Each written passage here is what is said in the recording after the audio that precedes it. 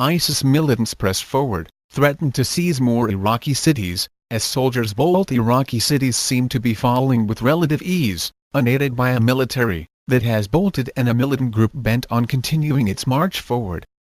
Mosul, Iraq's second-largest city, is already in the control of the Islamic State in Iraq and Syria. Much of Tikrit is as well.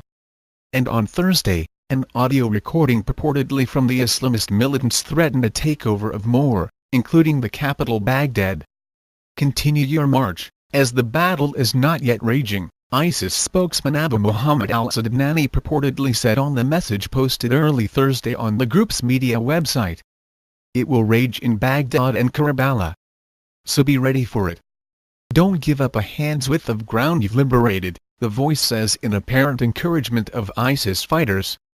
The devastating militant advance, which had been building for some time, is proving an object lesson of much that is wrong in Iraq and the region, growing sectarian tensions at home and a festering civil war over the border in Syria.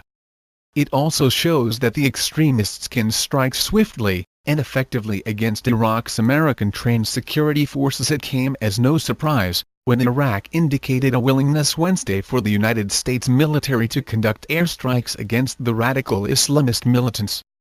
Washington has provided $15 billion in training, weapons and equipment to the Iraqi government. But several U.S. officials said the situation is extremely urgent, and the U.S. is looking to see what more support it can provide Iraq. Part of the help involves giving Iraq intelligence it can use to go after ISIS. The country can use all the help it can get. When the militants attacked the northern cities of Mosul and Tikrit, government forces took off, leaving their weapons behind. There clearly was a breakdown in Iraqi security, a U.S. official said. But Washington believes it was a combination of factors, including the fact that Iraqi forces were already stretched thin by limited success against ISIS in another province, the insurgency Iraq Anbar. For now, ISIS militants have complete control of Mosul and nearly complete control of Tikrit, the hometown of former Iraqi leader Saddam Hussein. Mosul, a predominantly Sunni city with 1.6 million residents, collapsed swiftly Tuesday. The heavily armed radicals overran police stations, freed more than 1,000 prisoners from the city jail, and took over the international airport. American-trained Iraqi forces ran in the face of the onslaught, leaving behind uniforms, weapons and armored vehicles. Since then, more than 500,000 people have fled the fighting there, the International Organization for Migration said Wednesday. On Wednesday, militants raided the Turkish consulate in Mosul, capturing 48 people, including diplomats.